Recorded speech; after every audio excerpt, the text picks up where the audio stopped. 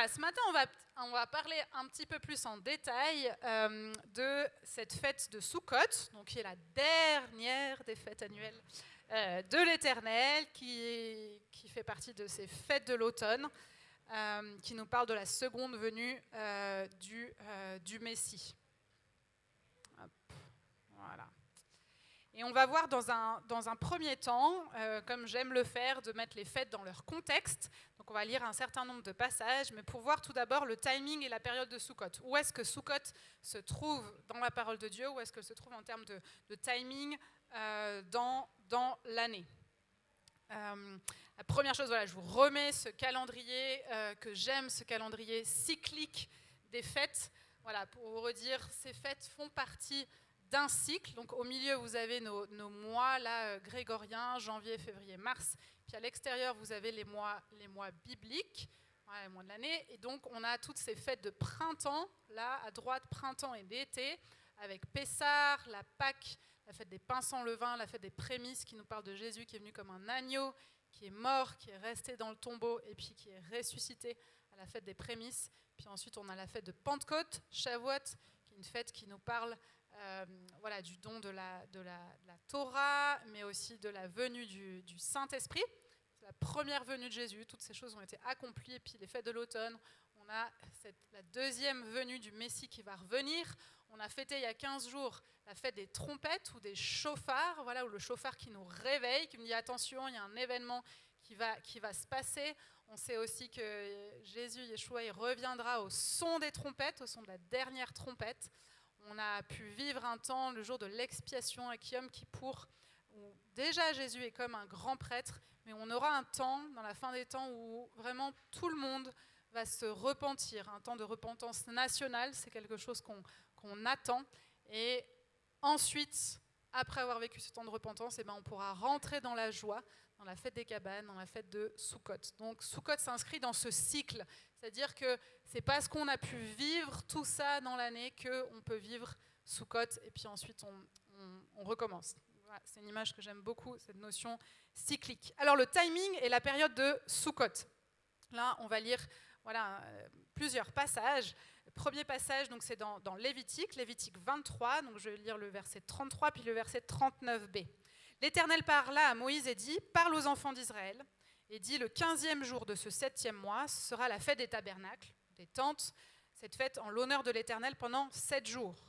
Le premier jour sera un jour de repos, le 8e jour aussi. » Donc Sukkot s'inscrit dans les 3 fêtes de l'Éternel de l'automne, de ce qu'on a vécu, et dans les 7 fêtes de l'Éternel annuel, c'est la fin d'un cycle. Voilà, c'est ce qu'on vient de voir. La deuxième chose, c'est que Sukkot se déroule 5 jours après la fête précédente, qui était la fête de Yom Kippour. Donc nous, on a vécu il y a 3 semaines, le jour de l'expiation. Puis cette fête de Yom Kippour, elle se déroulait le 10e jour de Tishri, et là on voit que Sukkot commence le 15e jour, donc 5 jours après la fête de Yom Kippour, le 15e jour du mois biblique de Tishri, qui est un mois qui, on est un petit peu, bon là on est en novembre, mais en général c'est un mois qui se déroule en septembre-octobre voilà, de l'année, et elle dure 7 jours, et puis elle comporte un 8e jour qui est particulier. On en parlera, voilà, l'idée c'était de célébrer la fête des tentes pendant 7 jours, mais on voyait aussi que le premier jour c'était un jour de Shabbat, et puis le dernier jour c'était un jour de Shabbat aussi, un jour de repos. Voilà, donc ça c'est un petit peu la période, le timing, le calendrier. Une deuxième chose qu'on va lire, voilà, dans Deutéronome, là c'est Deutéronome 16, les versets 13 et 15. Tu célébreras la fête des tabernacles pendant 7 jours, quand tu recueilleras le produit de ton aire et de ton pressoir.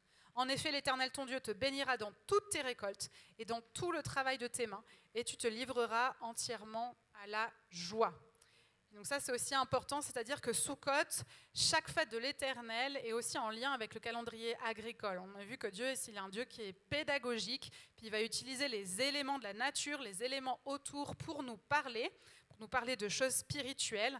Et donc Sukkot se situe à la fin du cycle de l'année agricole, où en fait on va récolter les derniers produits de la terre. Puis notamment en Israël, on va récolter le raisin, les dattes, Aussi, c'est le moment des premières pluies qui marque les changements de saison en Israël. Pendant un certain nombre de mois, on ne va pas avoir de pluie. Puis à Sukkot, on va avoir les premières pluies. Puis dans la Bible, les temps des récoltes, les temps de moisson sont toujours des temps de joie, toujours des temps de reconnaissance envers Dieu, parce qu'il nous bénit, et puis on est reconnaissant pour tout ce qu'il nous a donné. Et d'ailleurs, en reconnaissance, on va venir vers lui, et puis on va lui apporter des offrandes volontaires, signe de tout ce qu'il nous a donné.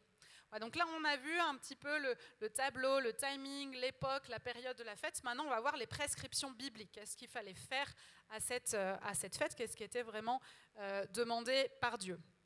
On va continuer de lire dans Deutéronome, où il nous est dit, donc Deutéronome 16, les versets 16 et 17, « 3 fois par an, tous les hommes parmi vous se présenteront devant l'Éternel ton Dieu, à l'endroit qu'il choisira, à la fête des pains sans levain, à la fête des semaines et à la fête des tentes. On ne paraîtra pas devant l'Éternel les mains vides. Chacun donnera ce qu'il pourra en fonction des bénédictions que l'Éternel, ton Dieu, t'aura accordées. » Ce qu'on apprend dans ce passage, c'est que donc Sukkot, en fait, c'est la dernière de ce qu'on appelle les 3 fêtes de pèlerinage. En hébreu, les Shalosh Regalim. Shalosh, c'est 3. Regalim, c'est à pied, c'est les pieds. Donc les fêtes qui se déroulent à pied, ces fêtes donc, qu'on retrouve dans Deutéronome, mais aussi dans Exode. Et en fait, ces fêtes, c'était des fêtes de pèlerinage à pied, durant lesquelles les hommes juifs, ils montaient à Jérusalem, ils montaient au temple pour se présenter devant Dieu au temple. Et donc les 2 autres fêtes qu'on a, on voit que c'est Pessah, la fête des pains sans levain, et puis Shavuot, Pentecôte. Et c'est d'ailleurs de là qu'on a les cantiques des degrés.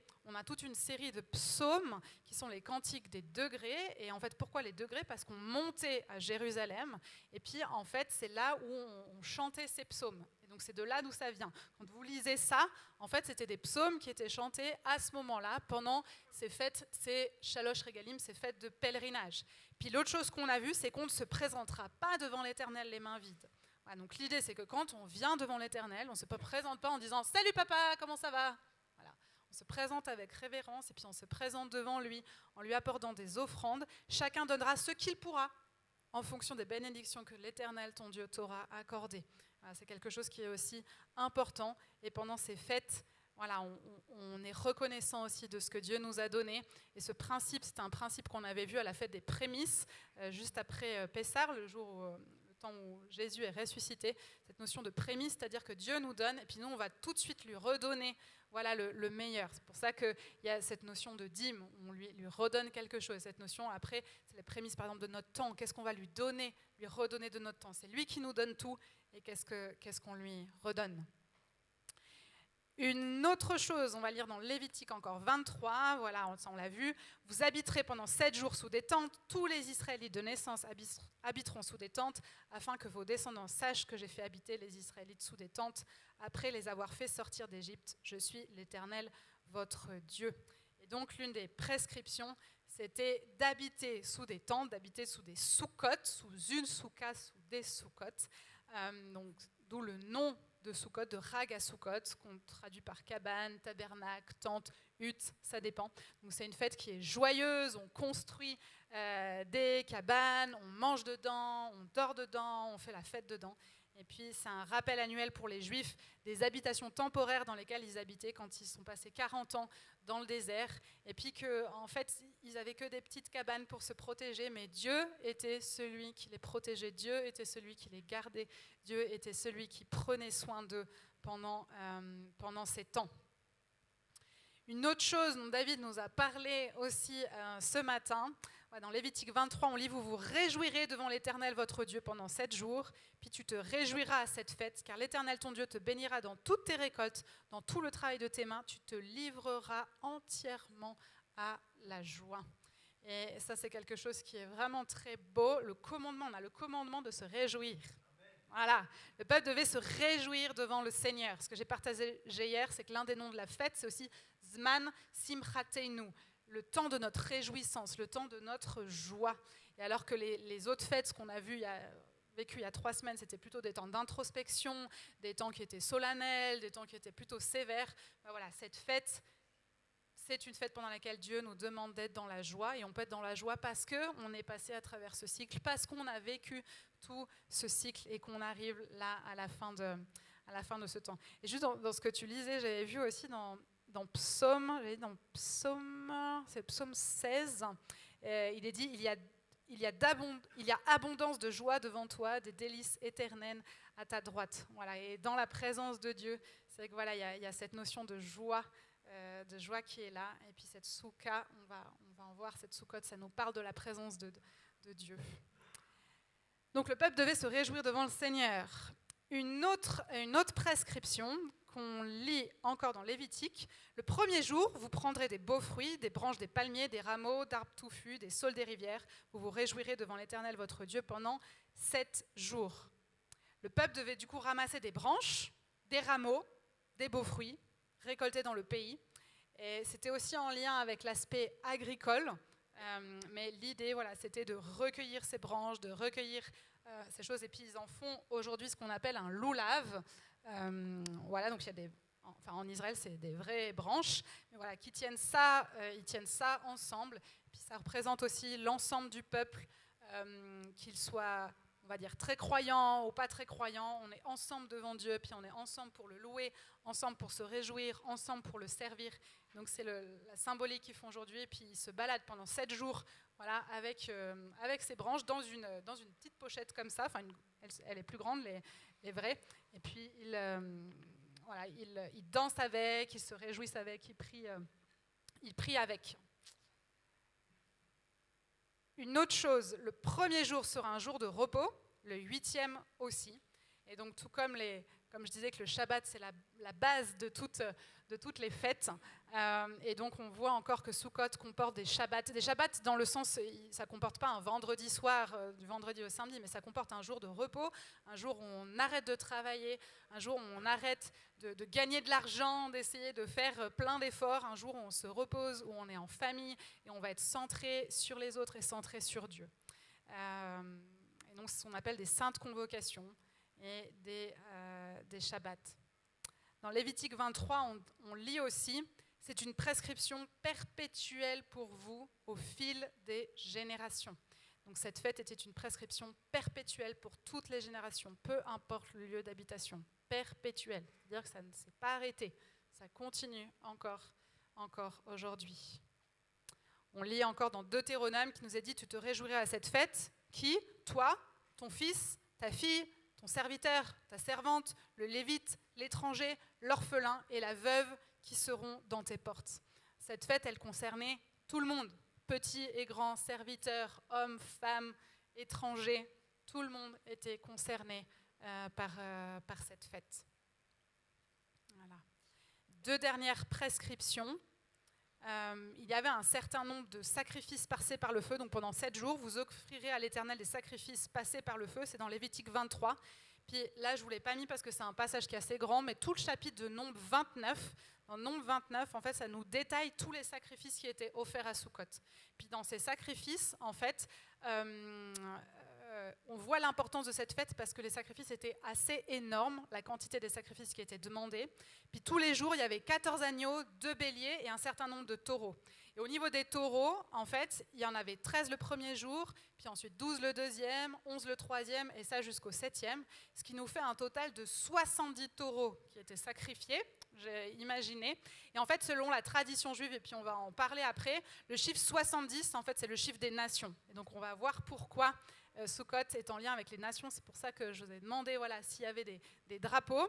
Et donc, il y a une notion au niveau des nations. Mais si vous voulez relire Nombre 29, vous avez tout le détail de cela. Donc, la fête de Sukkot était une fête où il y avait de nombreux sacrifices. Et puis, un dernier passage que j'aimerais qu'on lise, c'est dans Deutéronome 31, les versets 10 à 13. Donc, il y a Moïse qui va dire « Moïse leur donna cet ordre, tous les 7 ans, l'année de la remise des dettes, lors de la fête des tentes, donc à Sukkot, quand les Israélites viendront se présenter devant l'Éternel ton Dieu, à l'endroit qu'il choisira, tu liras cette loi, cette Torah, devant eux en leur présence. Hop. Tu rassembleras le peuple, les hommes, les femmes, les enfants, ainsi que l'étranger qui habitera dans tes villes, afin qu'ils écoutent et qu'ils apprennent à craindre l'Éternel votre Dieu, à respecter, à mettre en pratique toutes les paroles de cette loi, de cette Torah. Leurs enfants qui ne la connaîtront pas l'entendront, Ils apprendront à craindre l'Éternel votre Dieu tout le temps que vous vivrez dans le pays dont vous prendrez possession, une fois le Jourdain passé. Et donc pendant l'année shabbatique, ou l'année, on dit sabbatique, l'année shabbatique, tous les 7 ans, à l'occasion de Sukkot, à l'occasion de cette fête, la loi, en fait la Torah de Moïse, donc les 5 premiers livres, devait être lue en public. Voilà.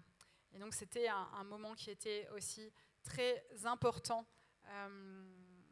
Et j'aime vraiment ce passage qui dit aussi c'est pour la transmission, c'est pour que les enfants écoutent et qu'ils apprennent et qu'ils mettent en pratique. Voilà ce que Dieu nous a donné. Alors dans la Bible, j'aimerais juste vous parler, avant que je rentre dans le fait, qu'est-ce que ça parle pour nous, Sukkot, qu'est-ce que ça signifie pour nous. Juste on a deux moments clés, 2 histoires où Sukkot elle est mentionnée, puis on retrouve des détails des prescriptions de Dieu. Le premier passage, c'est la dédicace du temple par le roi Salomon. Et cette dédicace, en fait, elle a été faite à l'époque de Sukkot. C'est à ce moment-là que Salomon, il a transporté l'arche de l'Alliance qui se trouvait dans la ville de David, et puis il l'a apportée dans le Saint des Saints, dans le temple. Et en fait, qu'est-ce qui s'est passé à ce moment-là? Vous pouvez lire dans 2 Chroniques, 2 Chroniques 7, les versets 1 à 10. Je n'ai pas pris tout le passage, mais à ce moment-là, qu'est-ce qui s'est passé? Il y a eu la gloire de Dieu qui est descendue du ciel, qui a allumé le feu sur l'autel, qui a rempli le Saint des Saints. Puis tout le peuple, il s'est prosterné devant Dieu en adoration, et puis il se réjouissait de la bonté de Dieu. Et là, je relisais ce matin, c'était assez fou. Salomon et tout le peuple, ils ont offert beaucoup de sacrifices. Là, je vous parlais de 70 taureaux, mais là, Salomon, il a offert 22 000 bœufs et 120 000 brebis. Voilà. Si vous imaginez le nombre de choses. Je ne sais pas si j'ai mis... Voilà, je voulais vous montrer ça après. Mais, donc, dans 2 Chroniques, il est dit, donc Salomon célébra la fête des tentes à ce moment-là, et tout Israël avec lui pendant 7 jours. Ils étaient remplis de joie, ils avaient le cœur content pour le bien que l'Éternel avait fait à David, à Salomon et à Israël, son peuple. Donc voilà une histoire que vous relirez aussi avec cette perspective de Sukkot, des sacrifices, de la joie, de la réjouissance et de la présence de Dieu. Et puis la deuxième chose dont je voulais vous parler, le deuxième passage, j'en avais parlé aussi il y a 3 semaines, c'était Néhémie 8, là c'est les versets 14 à 18. Néhémie, c'est quelqu'un qui est revenu d'exil, et puis en fait il a été envoyé, puis il a reconstruit Jérusalem avec les retours des exilés. Et puis on voit qu'au moment de ce retour d'exil, le peuple d'Israël a fêté cette fête de Sukkot.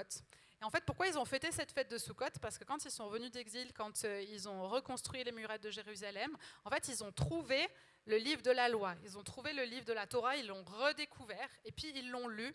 Ils ont lu dans ce livre chaque jour, depuis le premier jour jusqu'au dernier. Puis en fait, là, ils se sont rendus compte, ils ont vu, mais en fait, Dieu, il nous a demandé, il nous a ordonné de fêter cette fête de Sukkot. Alors, et là je vais lire, ils ont envoyé un message où ils ordonnaient « Allez chercher à la montagne des branches d'olivier, d'oliviers sauvages, de myrrhe, de palmiers et d'arbres touffus pour faire des cabanes conformément à ce qui est écrit. » Le peuple est allé chercher des branches, ils se sont fait des cabanes sur le toit de leur maison, dans les cours, dans les parvis de la maison de Dieu. Ouais, parvis de la maison, sur le temple, il y avait des cabanes, imaginez, dans le parvis du temple, sur la place de la porte des eaux, sur la place de la porte d'Éphraïm. Toute l'assemblée des Juifs revenus de déportation a fait des cabanes et y ont habité. Depuis l'époque de Josué, fils de Nun, jusqu'à ce jour-là, les Israélites n'avaient jamais célébré une pareille fête. Il y a eu de très grandes réjouissances. On a lu dans le livre de la loi de Dieu chaque jour, depuis le premier jusqu'au dernier. On a fait la fête pendant 7 jours et le 8e, il y a eu une assemblée solennelle conformément à la règle. Voilà, donc c'est aussi un passage qui nous décrit, un passage qui est clé et où on a toutes ces petites informations, justement ce loulav là ils ont pris des branches, ils ont construit des tentes, ils se sont réjouis, ils ont lu le livre de la loi. Voilà, c'est tous des petits détails, voilà, qui nous parlent de Sukkot. Voilà, comme ça vous relirez ces passages avec un autre regard aussi quand vous les lirez. Alors maintenant, voilà, je voulais vous parler quand même un petit peu plus de soukha. Puis là, je vous ai mis des photos de mon dernier voyage et toutes les soukhas que j'ai vues à Jérusalem. Là, j'étais allée voir des amis, puis il y avait une rue, voilà, des voitures qui passaient. Puis voilà, il y a toutes des petites soukhas là sur le trottoir qui sont là, à droite et à gauche. Là au centre, vous avez même la soukha du maire. le maire avait construit une souka, voilà, dans laquelle il faisait des conférences et un certain nombre de choses. Donc vous pouvez y aller, elle était très belle, décorée, avec les portes, il y a des portes de Jérusalem. Là, c'est juste en face de chez mes parents. Voilà, sur les balcons, il y a aussi des petites soukas qui commençaient à être construites comme ça. J'expliquais hier que le soir de Yom Kippour, on est rentré de la synagogue avec mes parents. Donc c'est 5 jours avant Soukhot. Et puis on est rentré dans l'appartement. Et là, on a commencé à entendre notre voisin, toc, toc, toc, qui construisait la souka. Et puis le lendemain matin, la souka était là. Elle était faite. Et alors, j'ai pas mis la photo, mais voilà, c'était une souka comme ça sur le balcon. Puis là, c'est une souka d'amis, une grande souka communautaire sur laquelle aussi on a fait Soukhot avec des amis. La souka, puis là, c'est la fameuse souka. Ah, vous voyez pas bien, mais c'est vous hier. C'est vous hier sous la souka, la magnifique souka. C'est pas en Israël, mais c'est ici. Voilà. Alors, la souka, c'est un événement qui est assez particulier, qui est majeur de Soukhot et qui a une profonde signification pour les Juifs, mais aussi pour nous aujourd'hui. On l'a vu, elle représentait les tentes dans lesquelles les enfants d'Israël s'abritaient dans le désert après la sortie d'Égypte. Et en se mettant sous la souka, les Juifs aujourd'hui, ils se rappellent le miracle qu'ils ont vécu pendant 40 ans. Le miracle, ils ont vécu dans le désert pendant 40 ans, mais Dieu, il les guidait, et puis Dieu les protégeait des dangers, des désagréments du désert. Hier, on a vu la différence entre une souka et une maison. Ben voilà, dans la souka, tu n'es pas protégé des animaux sauvages. Dans la souka, tu n'es pas protégé de la pluie, tu n'es pas protégé du vent. Mais voilà, on a vu que pendant 40 ans, Dieu les protégeait. Et en se remettant en fait sous la souka, ça nous parle de la protection de Dieu. Et puis pour nous, ça peut aussi nous parler de ça, de cette protection. Pendant Soukhot, il y a un livre qui est lu, c'est le livre de l'Ecclésiaste. Il est lu à la synagogue. Pourquoi ? Parce que ce livre, justement, nous parle de la prise de conscience de la vanité de toute chose dans le monde. La prise de conscience qu'en fait, que l'homme, il est rien. Il est qu'un voyageur, qu'un étranger sur la terre. Et puis, ici, sur la terre, il n'a pas de cité permanente. Il est là, toujours en mouvement, mais il n'y a rien qui est permanent. Et le livre de l'Ecclésiaste, en fait, ça nous parle de la fragilité de la vie. Ça nous parle de nos incertitudes. Ça nous parle de tout ça qui fait toutes ces incertitudes, toute cette fragilité, ça nous fait penser à cette souka qui est fragile, qui peut s'envoler, on disait, avec le vent. Mais ça nous fait réaliser aussi du coup que tout ce qu'on a reçu, c'est que bénédiction, c'est que grâce, et c'est un don de Dieu. Juste vous lire un passage de l'Ecclésiaste. Comble de l'inconsistance, dit l'Ecclésiaste, comble de l'inconsistance, tout n'est que fumée. Quel avantage l'homme retire-t-il de toute la peine qui se donne sous le soleil ? Une génération s'en va, une autre arrive, la terre est toujours là. Le soleil se lève, le soleil se couche, il soupire après l'endroit d'où il se lève encore. Tout est en mouvement, plus qu'on peut le dire. L'œil ne sera jamais rassasié de voir, l'oreille ne sera jamais remplie au point de ne plus pouvoir écouter. Ce qui a existé, c'est ce qui existera. Ce qui s'est fait, c'est ce qui se fera. Il n'y a rien de nouveau sous le soleil. Moi, l'Ecclésiaste, j'étais roi d'Israël à Jérusalem. J'ai appliqué mon cœur à rechercher, à explorer par la sagesse tout ce qui se fait sous le ciel. C'est une occupation pénible que Dieu réserve aux humains. J'ai vu que tout ce qui se fait sous le soleil, j'ai constaté que tout n'est que fumée et revient à la poursuite du vent. Voilà, dans Ecclésiaste 1. Donc vivre sous la souka, pour les Juifs, mais pour nous aussi aujourd'hui, c'est une façon de montrer la confiance en Dieu. Dire, on décide, on va aller parce qu'on sait qu'en fait c'est toi qui es notre provision, c'est toi qui es notre souka en fait. On se remémore tes bontés, on réaffirme notre croyance dans ta providence. Et ce que je partageais aussi hier, c'est dire dans nos villes, en tout cas moi je le sais, dans ma maison, quand je suis dans ma maison et puis qu'il y a la tempête dehors, qu'il y a les éclairs, en fait on se sent complètement protégé, on se sent même invincible. Mais en fait c'est faux. Il peut arriver quelque chose, il peut arriver des tornades. Voilà, on se sent des fois invulnérable. Et donc c'est juste se rappeler que malgré toutes nos constructions solides, malgré toutes nos prouesses technologiques, on se souvient, en étant dans la souka, qu'en fait c'est juste auprès de Dieu qu'on a notre véritable protection. C'est pas dans nos prouesses, c'est pas dans ce qu'on fait, c'est juste en dessous de lui qu'on a notre véritable protection. Et donc, en tant que croyant en Jésus, en tant que croyant en Yeshua aujourd'hui, on doit comprendre que les auteurs du Nouveau Testament, ils étaient plongés dans ce contexte. Ils étaient imbibés dans ce contexte juif et ce contexte des fêtes de l'Éternel qui fêtaient chaque année. Et donc, je vais vous inviter à relire, on va lire certains passages, relire certains passages du Nouveau Testament avec des lunettes nouvelles. J'aime ça, je vous avais parlé de ça en tout début quand j'étais venue, d'enlever nos lunettes occidentales et puis de mettre nos lunettes moyen-orientales. Et puis là, on va mettre nos lunettes avec notre compréhension de Sukkot. Et puis, on va essayer de voir, je vais vous amener pour essayer de voir différents petits passages où en fait, ça nous parle de Sukkot. On a un vocabulaire qui est utilisé qui nous parle de Sukkot. Premier passage que j'aimerais prendre, c'est Jean 1. Jean 1,14 qui dit « Et la parole a été faite chair, elle a habité parmi nous, pleine de grâce et de vérité, et nous avons contemplé sa gloire, une gloire comme la gloire du Fils unique venu du Père. » Et en fait, le mot que j'ai souligné, la habiter, en grec, ça signifie habiter comme une tente, comme dans un abri temporaire. Habiter comme une soukha. Jean, quand il parle de Jésus, il parle de Jésus qui est la parole de Dieu, qui a habité parmi le peuple, et il emploie cette notion de soukha, de Sukkot. Voilà, c'est un premier passage. Vous relirez Jean différemment.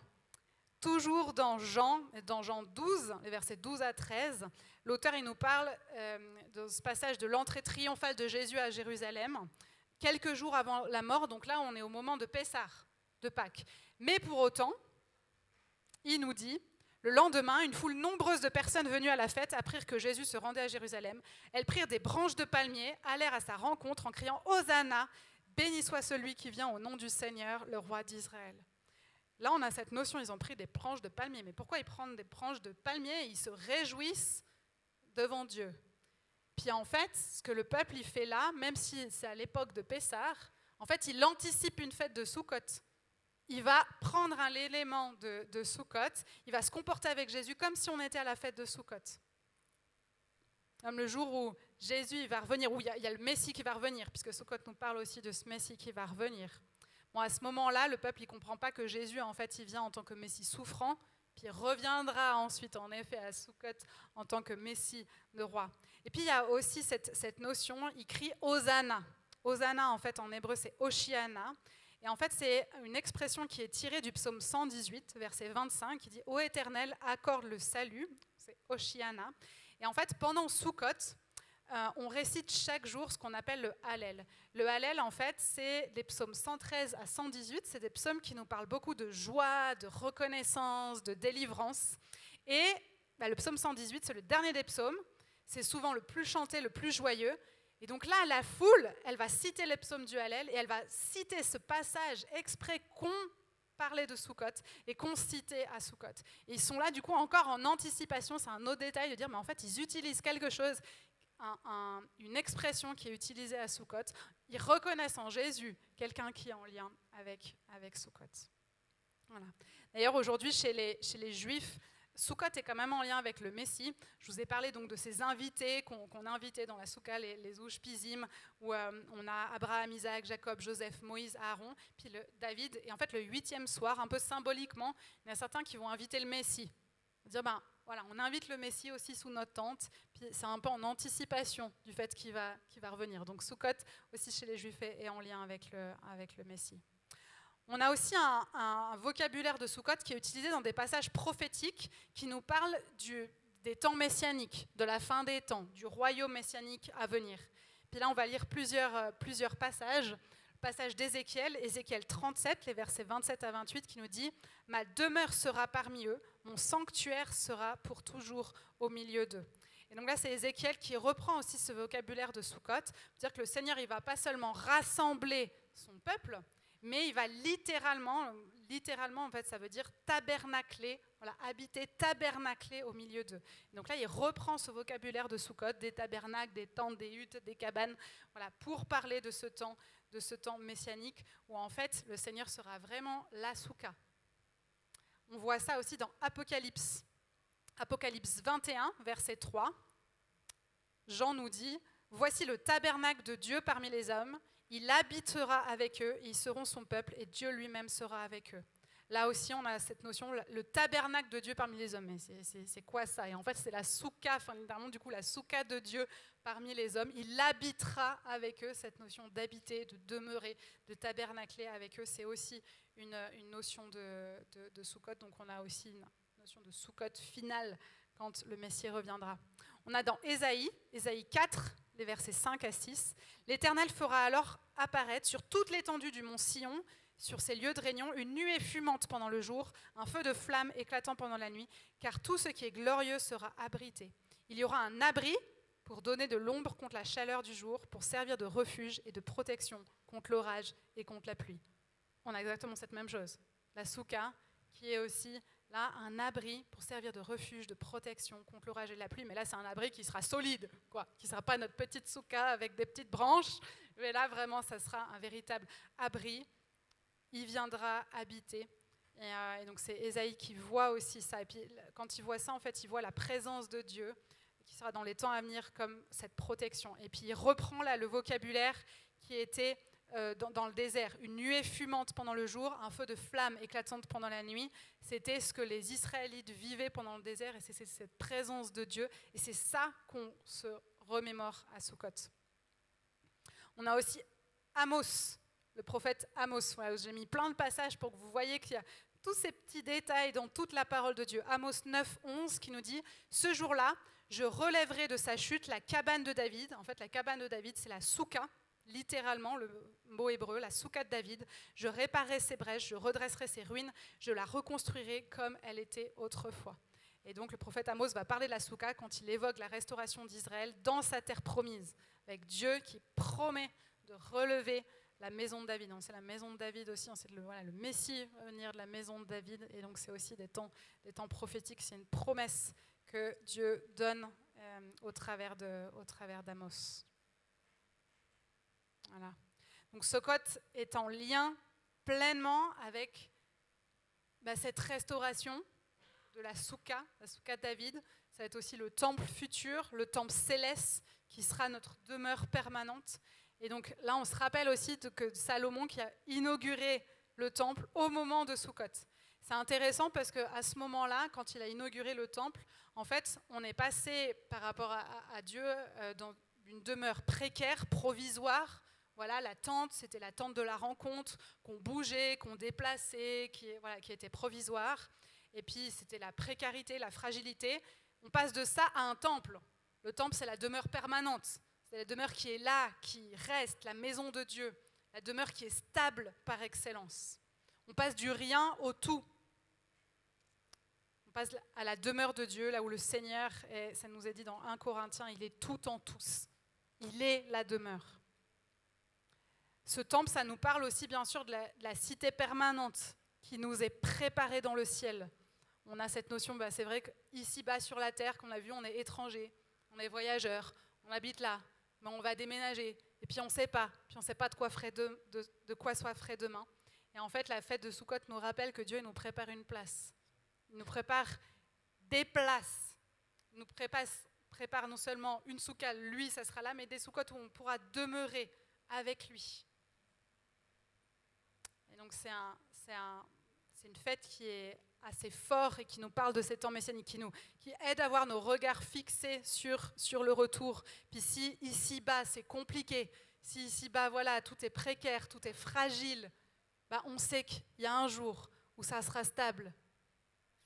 On aura nos yeux fixés sur ce qui est éternel. Donc ça c'est un élément dont je voulais vous parler, un élément vraiment de la souka, qui est un élément qui est très prophétique pour nous. La deuxième chose dans laquelle je voulais vous parler, on en a parlé aussi hier, c'est la notion de joie. On a dit qu'on doit se réjouir, on doit se livrer totalement à la joie. Et je crois que c'est aussi quelque chose qui est en lien avec le Messie, cette notion de joie. J'expliquais hier qu'à Sukkot, on a ce dernier jour qui est Simchat Torah, la joie de la Torah, on va fêter la Torah. Et puis, en fait, j'expliquais, du coup, nous, on a nos Bibles, et puis on a les 5 premiers livres, qui sont le Genèse, Exode, Lévitique, Nombre, Deutéronome, donc qui font partie de la Torah. Torah, c'est ces 5 premiers livres.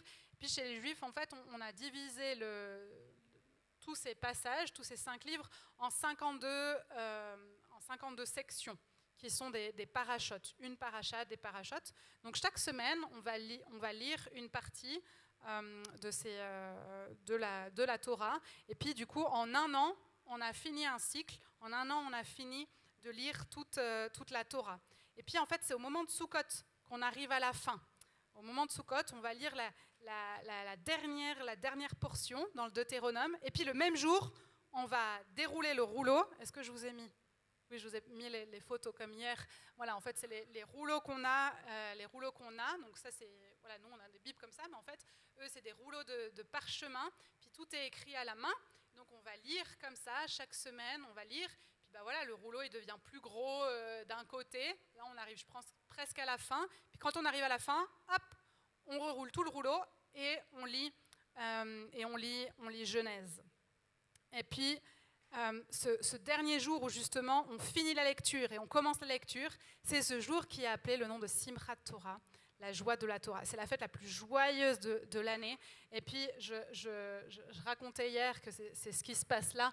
On va sortir les rouleaux de la Torah et puis on va danser, que ce soit à la synagogue, dans les rues. Là vous avez devant le mur, voilà, c'était là où j'y étais. Puis je crois que j'avais compté, il y avait une 40aine de rouleaux de la Torah qui étaient sortis et puis ils les avaient dans les bras et ils dansaient et on chérit la parole de Dieu. Puis le fait que les Juifs se réjouissent du don de la Torah, nous, ça nous rappelle la Torah qui a été faite chair, la parole qui a été faite chair, comme on a vu dans Jean, qui est Jésus le Messie, qui a été envoyé comme un don, comme un cadeau par son Père. Et donc cette notion de se réjouir de la Torah, on se réjouit aussi de la Torah qui a été faite chair. Puis juste une petite réflexion par rapport à ça. On arrive bientôt en décembre, où il y a Noël, où on parle de la naissance de Jésus. Alors, je ne sais plus si je vous avais dit ou pas, mais bon, de toute façon, tout le monde sait que Jésus n'est pas né à Noël. Pourquoi ? Parce qu'en fait, il faisait bien trop froid à Bethléem. Bethléem, c'est à côté de Jérusalem, c'est à 800 mètres d'altitude. À 800 mètres en hiver, on ne garde pas les moutons dehors. C'est pas possible. Donc c'est impossible qu'il ait né à ce moment-là. On pense qu'il est né plutôt à Sukkot. Pourquoi ? Pour ce que j'ai dit, parce qu'il est la parole qui a été faite chair, il est venu habiter, il est venu tabernacler parmi nous. Donc on se dit qu'il est plutôt né à Sukkot. Et si on fait le calcul mathématique, s'il est né à Sukkot, il aurait été conçu par le Saint-Esprit 9 mois avant, on tombe vers Noël. Noël ou Hanouka. Voilà, parce que Hanouka, c'est la fête de la lumière qui est à ce moment-là. Donc en fait, cette période de l'année, de Noël, de Hanouka, serait plutôt la fête de la conception de Jésus, plutôt la fête de la naissance. Voilà. Je vous laisse avec ça, mais l'Immaculée Conception, voilà. Mais voilà, c'est juste pour vous dire, Sukkot aussi, cette fête où on fête le don de la parole, la venue de Jésus, et aussi sûrement, du coup, sa naissance à ce moment-là. Puis je veux finir, avant qu'on prenne un temps de se réjouir, je veux finir avec voilà, Jésus qui est notre Souka. Le fait que Sukkot, en lien avec les nations, et d'où le fait que j'avais demandé éventuellement voilà, qu'il y ait des drapeaux qui soient là, puis vous avez certaines nations qui sont représentées ce matin. Et puis je crois que pour vous, en tant que Suisse, voilà, Sukkot, ça vous concerne aussi. Pour moi, en tant que Française, Sukkot me concerne. Jusqu'à ce jour, les chrétiens des nations, ils fêtent en général 2 des 3 fêtes de pèlerinage dont on a parlé. Ils fêtent en général Pessah, Pâques, Pessah, voilà, Pâques, on fait en général quelque chose. Et puis ils fêtent Shavuot, la Pentecôte. En général, voilà, c'est 2 fêtes qui sont fêtées. Mais la 3e fête où il fallait qu'on monte au temple, qui est cette fête de Sukkot, elle est complètement oubliée. Elle est en dehors du radar. Et c'est assez étrange, parce que selon le prophète Zacharie, on va lire Zacharie 14, les versets 16 à 19, cette fête, c'est celle qui concerne le plus les nations dans les temps messianiques. Donc Zacharie 14, les versets 16 à 19. Tous ceux qui resteront de toutes les nations venus contre Jérusalem monteront chaque année pour se prosterner devant le roi, l'Éternel des armées, et pour célébrer la fête des tabernacles. S'il y a des familles de la terre, qu'est-ce que j'ai mis ? Oui, si la famille d'Égypte ne monte, pas, si elle ne vient pas, la pluie ne tombera pas sur elle. Elle sera frappée de la plaie dont l'Éternel frappera les nations qui ne monteront pas pour célébrer la fête des tabernacles. C'est un texte qui est assez fort quand même. Et donc dans ce texte, en fait, dans le contexte au niveau de Zacharie, en fait, il parle d'une montée des nations contre Jérusalem pour la guerre. Et juste après ce passage, on a ce passage de Zacharie 14 où le prophète Zacharie envisage une montée des nations là pour la paix. Voilà, toutes les nations qui seront restées viendront pour monter et puis pour célébrer cette fête des tabernacles, cette fête de Soukhot à Jérusalem. Et il y a une conséquence pour ceux qui ne viendront pas. Conséquence pour s'il y a une nation, vous imaginez toutes les nations dans le monde, les nations sont appelées à venir, s'il y a une nation qui ne monteront pas, la pluie ne tombera pas sur elle. Et ça, c'est quelque chose, et je pense dans les temps aussi qu'on vit maintenant, avec les temps de changement climatique, je pense que c'est un sujet qui va devenir de plus en plus présent. Il y a une condition pour laquelle, au niveau du changement climatique, et puis en fait, on va pouvoir avoir la pluie dans nos nations, ça va être de monter à Jérusalem pour la fête de Soukhot. Puis au temps où le temple y subsistait, on anticipait justement cette prophétie de Zacharie en offrant le dernier jour sur l'autel, voilà ce que je vous parlais, les 70 taureaux, le chiffre 70 qui représente toutes les nations de la terre. C'était quelque chose qui était en lien, on avait cette notion des nations qui étaient en lien, qui étaient liées avec la fête de Soukhot. Puis aujourd'hui, je vous ai mis des petites photos de ce qui se passe aujourd'hui. Depuis un certain nombre d'années maintenant, je ne sais plus depuis combien de temps, à l'initiative de certaines organisations comme l'ambassade chrétienne de Jérusalem, on a des chrétiens qui viennent du monde entier pour célébrer chaque année la fête de Soukhot à Jérusalem. Et en faisant ça, ils vont anticiper justement ce que seront les temps messianiques où toutes les nations devront monter à Jérusalem si elles veulent que la pluie tombe sur elles. Et là, je vous ai mis ces photos avec les Suisses. Les Suisses étaient là, voilà. Ça pourrait être vous dans les années prochaines. Je me demande toujours comment ils font pour emporter dans leur bagage des immenses cloches, là, parce qu'il en avait une de l'autre côté aussi. Voilà. Là, on avait les Français quand même qui étaient là. On avait quelques amis français qui étaient là. Puis là, vous avez plein d'autres drapeaux.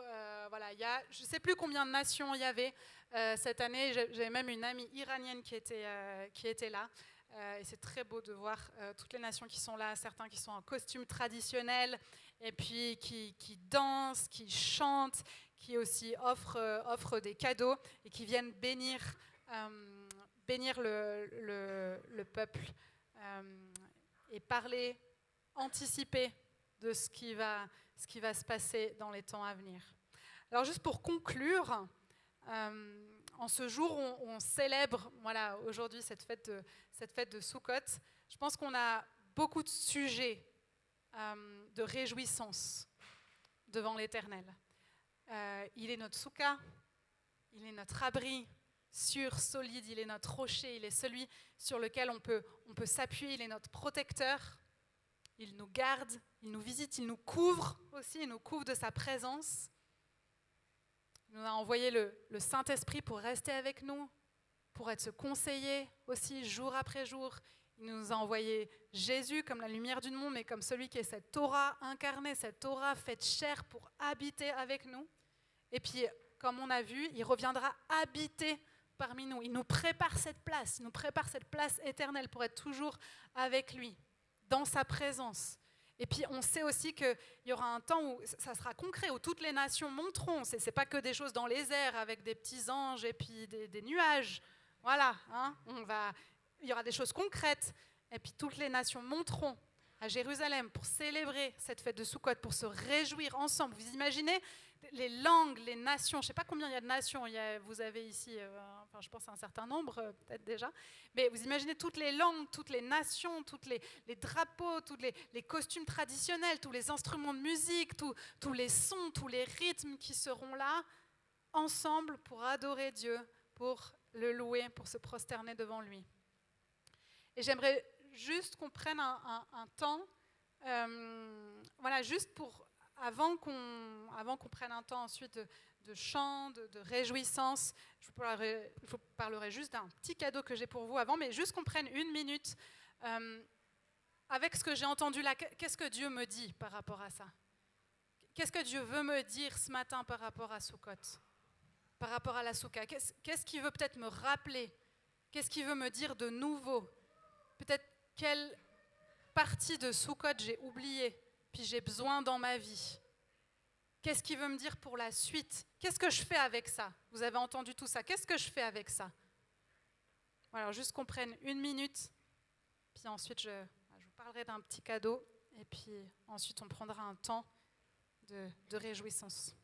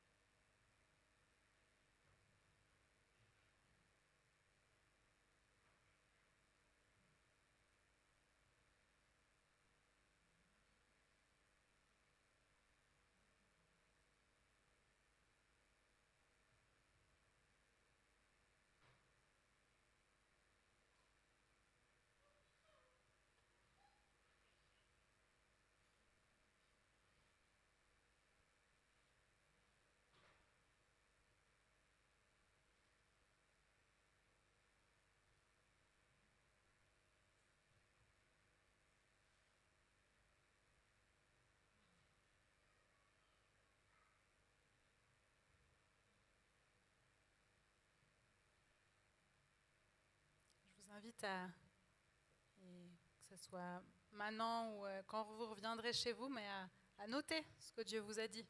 Puis peut-être à le partager avec un frère, une sœur, si Dieu vous demande aussi quelque chose de concret, de particulier, qu'on puisse être aussi entre guillemets redevables les uns les autres et de mettre en œuvre, voilà, de pas seulement entendre la voix de Dieu, mais la mettre en pratique dans nos vies. Et alors qu'on arrive voilà, à cette fin de ce cycle des fêtes, j'ai beaucoup apprécié, je me suis beaucoup réjouie de venir, de vous accompagner pendant ce temps, pendant cette année entière sur ce cycle des fêtes. Comme je disais hier, c'est pas fini, c'est un cycle. Moi, je serai plus là, mais vous êtes là. Puis vous pouvez continuer de le vivre, chez vous, en famille, en assemblée, d'inviter, de réinventer des choses, de construire des cabanes dans votre jardin. Voilà, ça tient qu'à vous maintenant de continuer les choses. Mais je voulais quand même vous laisser un petit truc. Alors, voilà, ceux qui étaient là hier l'ont eu, mais j'ai fait des petits marque-pages, voilà, plastifiés, où j'ai mis des 3 petites photos sur des fêtes, et puis en mettant « Dieu nous invite à ces fêtes ». Vivons-les avec lui. Et ces marque-pages, je vais les laisser là. Je ne vais pas vous les distribuer. Je vais les laisser là et puis vous pourrez venir les chercher. Mais ce que je vous demande, si vous venez le chercher, c'est de vous engager. Comme ce marque-page, c'est un engagement. Ça va être un rappel que vous allez avoir, mettre dans votre livre, dans la Bible, sur votre table de chevet, je ne sais pas, pour dire, c'est un rappel que Dieu vous invite, nous invite, nous, chacun d'entre vous, à ces fêtes. C'est un rappel de les vivre. Donc c'est un engagement aussi à les vivre. De la façon dont Dieu vous montrera, la façon dont il vous conduira. Il n'y a pas de « il faut que »,« je dois que », ou voilà. C'est une invitation, un rappel de Dieu pour vous, de dire que Dieu vous invite. Est-ce que vous répondez à cette invitation? Ouais, ça c'est un petit cadeau que je vous laisse, je le laisse là, puis vous viendrez le chercher en votre âme et conscience. Et puis voilà, juste un rappel pour ceux qui ne l'ont pas encore, ce parcours sur les fêtes, c'est le fruit aussi d'un livre voilà, que j'ai écrit, qui est sorti voilà, en 2020. Puis j'en ai encore quelques exemplaires derrière, alors si vous ne l'avez pas encore, vous pouvez vous le procurer. Si vous pensez que ça pourrait être une bénédiction aussi pour quelqu'un, n'hésitez pas aussi peut-être en prendre un, à l'offrir aux uns, aux autres, à des gens de votre famille, à des collègues, à des voisins, voilà. Donc c'est un rappel de ça. Puis encore merci de votre accueil. Voilà, c'était encore une vraie joie. On va rester en lien. Dans 1 an, on sera ensemble à Jérusalem. Voilà, donc c'est trop super. Et puis voilà, de toute façon, vous avez aussi mes coordonnées. Je repasserai en Suisse vous dire bonjour. Mais merci, bravo à vous d'avoir tenu sur la durée tout ce cycle. Puis voilà, maintenant, ce que j'avais proposé, c'est qu'on puisse avoir un temps de louange pour se réjouir devant l'Éternel, pour se livrer entièrement à la joie, et puis avoir un temps de danse aussi. Ensemble, on a dansé hier, et puis là, c'est ça aussi qui va nous inviter à certaines danses. Et donc, on va vivre ça ensemble, hein, parce qu'on ne fait pas les choses. On a beaucoup là-dedans, mais maintenant, on va le vivre là-dedans, et puis on va le vivre là-dedans. Voilà. Donc voilà, merci à l'équipe, et puis, let's go!